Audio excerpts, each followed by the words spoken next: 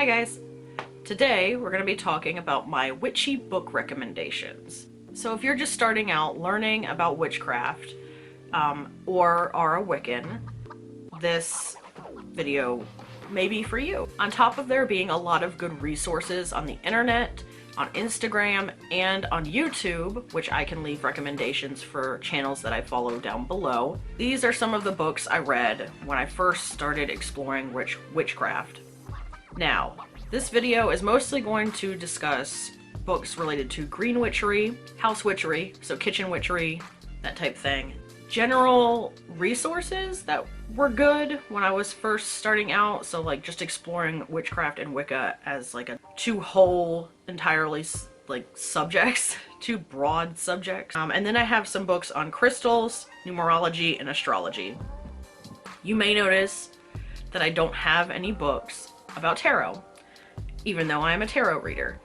And that's because I didn't learn how to read tarot from books. I am a mostly intuitive reader, so I studied the cards' meanings via the internet, watching other tarot readings, and then from there started reading and developing my own knowledge of the cards through experience.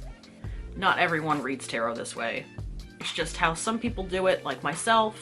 Some people have a more traditional way of reading the cards. But because of that, I don't have any books for tarot on here. There's a lot of good, just general tarot guides you can find online. Maybe I'll link some down below. Okay, starting with the books that were just kind of broad, general overviews of witchcraft or Wicca. The one book that I read on Wicca was the book written by Harmony Nice. It's actually pretty good, and it talks a lot about her personal relationship with her religion and her practice.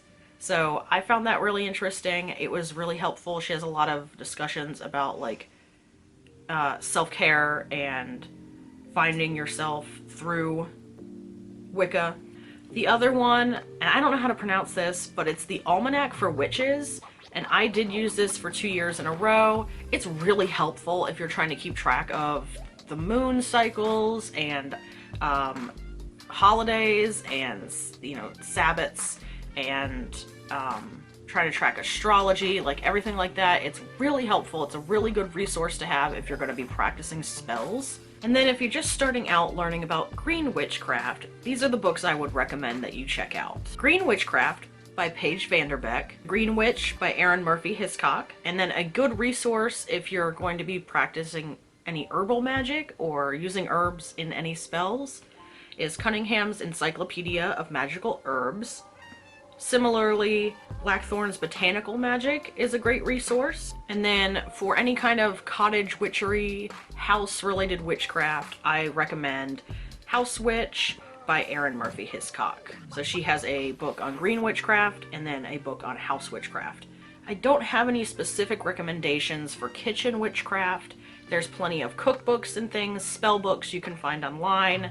Personally, for me, I practice kitchen witchery as part of my like cottage house witchcraft practice. So my practice is a little bit of an overlap between green witchery, house magic, and kitchen magic.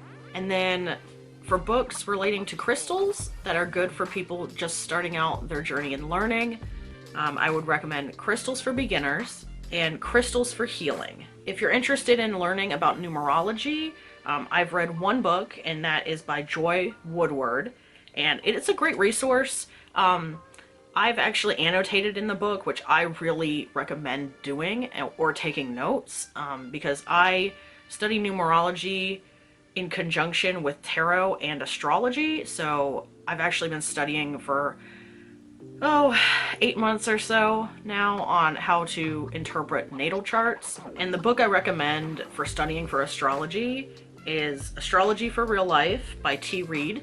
This book goes really in depth. It's really detailed without being confusing. So you can really take pieces of it and digest them in chunks instead of trying to read the whole book at once.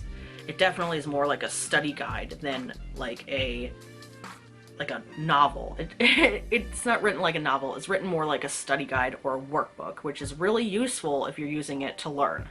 Anyways, guys, I hope you enjoyed this video. If you're interested in seeing more, subscribe. Give this video a thumbs up if you liked it. I'm going to link all the books that I referenced here down below, so go ahead and check them out if you're interested. I hope you guys have a good week.